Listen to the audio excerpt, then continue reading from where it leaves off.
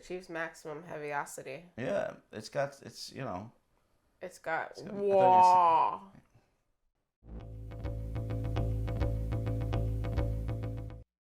Welcome back to States and Kingdoms. Today we're talking about Blue Cheer and their album Outsideinside from 1968.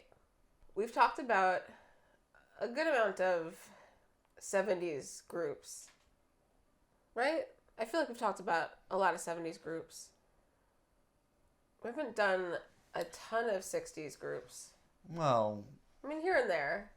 did almost all the Beach Boys records and almost all the Rolling Stones records. I'm having a specific thought right now. Oh. I feel like Blue Cheer is a band They are. that you can trace their sound like right into the 70s. You know? I see. Do you see where I'm going? Yeah. I'm trying to think of another band. This has nothing to do with anything. I'm trying to think of another band that we've talked about that Grand is kind Funk of Railroad. sort of like a really innovative sound. Innovative.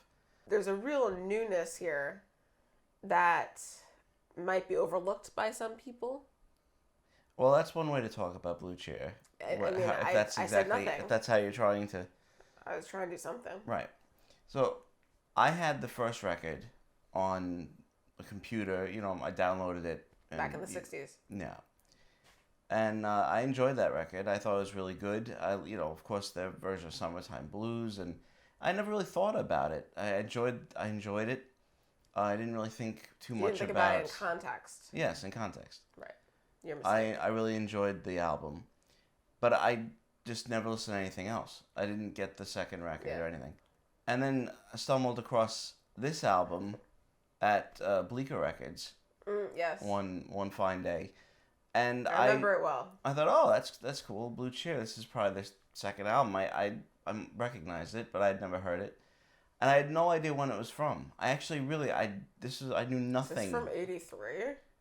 Yeah, that's exactly what I thought. And listening to it, I thought though I was like, this has to be like 70 or 71 maybe. I don't know, because Yeah. No, if I thought that, I couldn't have thought it was their second album. I'm not that stupid. No. So maybe I didn't think it was a second album. No, I just thought, okay, another Blue Cheer album. It's irrelevant. This is a good point, Sean. I'm glad that you remembered that. Well, thank you. No, anyway, I put it on. I was really surprised. I was taken aback. Yeah. And I thought it was actually later when I looked up when this album was from. I was stunned. Well, because it's the sound. Well, the sound of it, it's just got this super chunky, heavy, thick kind of sound. You're tempted with Blue Cheer to say, this is really the first, this is the first heavy metal band. I just said the sound was. And I know you want to say that. I didn't say I know that. You want to say it. No, everyone knows. And people are gonna get very angry at you. Yeah. Oh, jeez. Everyone knows Helter Skelter. Now they're really was gonna the get angry at you. first heavy metal song. Okay. Don't argue with me. Okay. No, it did. I mean, you definitely listened to this album more than me. Mm-hmm. It's more one of yours. Or once even.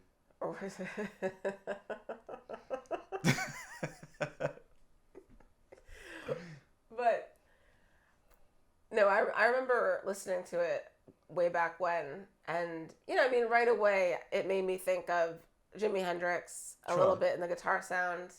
Their primary inspiration. Yeah. I mean, it's just, I had more. Go. Thank you. Scratch that. So you're tempted to say, like, wow, this is really the beginning of heavy metal. And, there certainly is. I can't imagine there's not an influence. The first two Blue Cheer records just came out too early. They're too awesome for people not to have noticed. Yeah. What they were going for. But the fact is that, I mean, you can't deny Black Sabbath. I wouldn't want to. I'm a huge Black Sabbath fan.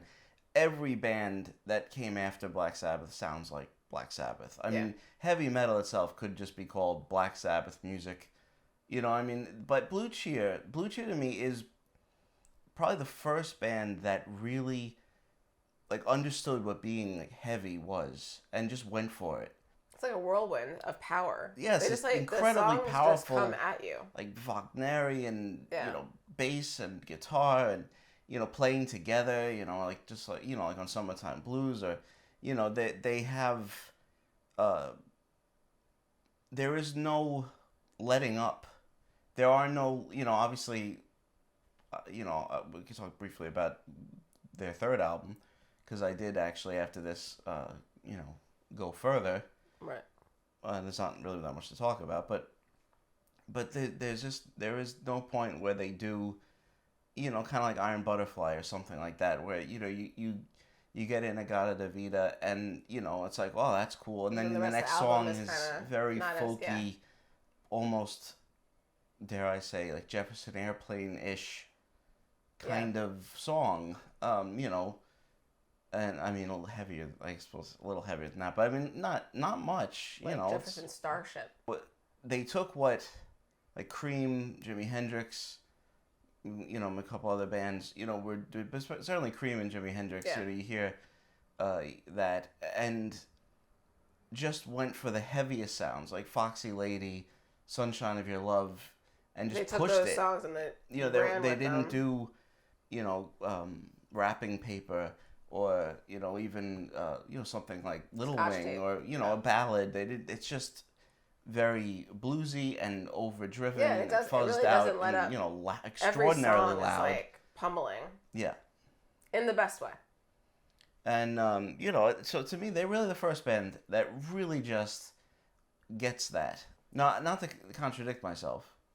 You can. I mean, like I said, Black Sabbath to me is the first, heavy metal band. They have obviously a number of stylistic touches that that people did not have before them.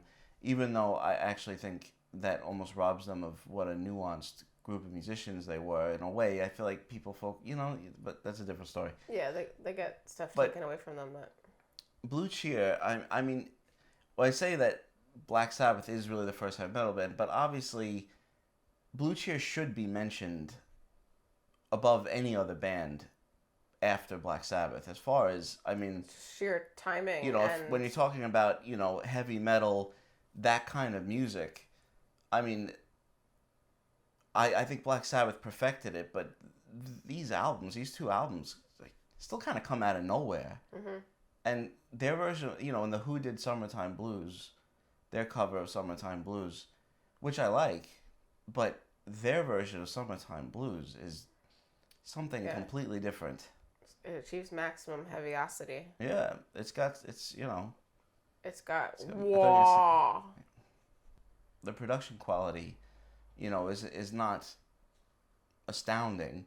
There's a sort of, I don't want to say lo-fi, but there is certainly a kind of messiness to the sound that is actually extremely appealing. Yeah, I like that. that. On this album. Paul Whaley's drumming is just some of my favorite on any record. Mm-hmm. It's wonderful. It really is like, I think I could compare it to someone, but it's like kind of like Ginger Baker and Keith Moon, kind of like blended together. Like a constant pounding with a little bit extra He's finesse. Controlled, but it feels like just, and it's adds so much to the music. There's always something going on. You have a lot of spaces to rest. The guitar is also, I mean, it kind of can be kind of hard. It's obviously hard rock, heavy metal, but it even to me crosses over with like the Stooges, of course, and Ron Ashton's kind of playing, and just also very dissonant and like a bombastic quality. Yes, again, barely controlled. I mean, that's what this feels like, a controlled explosion. Mm-hmm. And that's Blue Cheer. I mean, that's what they do feel like. Well, I think, it feels and it has like a dangerous kind of underground sound. And it has basically, because of that, not just the music itself, but the sound of it, I suppose, kind of influenced people out, in what would be, other genres, not just heavy metal, but whatever. D. Martin. Exactly. Yeah. For whatever reason, though, they do, I mean, if you go to Wikipedia, and, we all do it, you do it. We all do it. You know you do it. You love to do it. I just did. I'm ready to do it again. Don't tell me I don't do it. No, but if you go to Wikipedia, okay, you know they say that they influenced stoner rock, doom rock, Paw Patrol. I don't remember, whatever. You know, all those math those rock, blue cheese, Fraggle Rock. No, but blue cheese. But they do call them like pioneers in heavy metal, but they don't give them any sort of influence in that genre. Mm-hmm. I mean, I know Neil Peart was a fan, but that's not exactly heavy metal either. So, you know, like I said, I think side one is superior. It really is still kind of stunning. Well, because the songs aren't even, you know, compositionally like very straightforward. You know, they kind of take turns, and you know they move forward and they take a step back, and they kind of, you know, the tempos kind of change, and I mean, you know, I try when listening to a lot of these albums, preparing for these videos, you know, it's hard to not compare them to more modern stuff, not even modern, contemporary. You know, and it's so easy to see what's lacking in a lot of contemporary music. You're going on one of those, are you? Well, you know what I'm saying. Yes. It's like things that were taken for granted around, you know, in that time, that bands did all the time. You know, like, oh, a tempo change. You know, but now it's like, well, isn't that refreshing? Mm-hmm. It's so nice to change tempos in a song sometimes. Yeah. Well, sure. I agree. Yeah. Just want to plug tempo changing. I think the first side just has more of what you would consider, you know, kind of more forward-looking kind of hard rock, heavy metal sounds. The second side is also good. In fact, I like their version of Satisfaction. I really like what they did with that. It's grown on me. Yeah. It has. But yeah, it's definitely a little bit, I guess, a little bit bluesier. There's a little bit more like the bluesy rock of the time. There's a little bit more of its time. Yeah. I get it. I get you. But, you know, it's still August of '68. Really fun.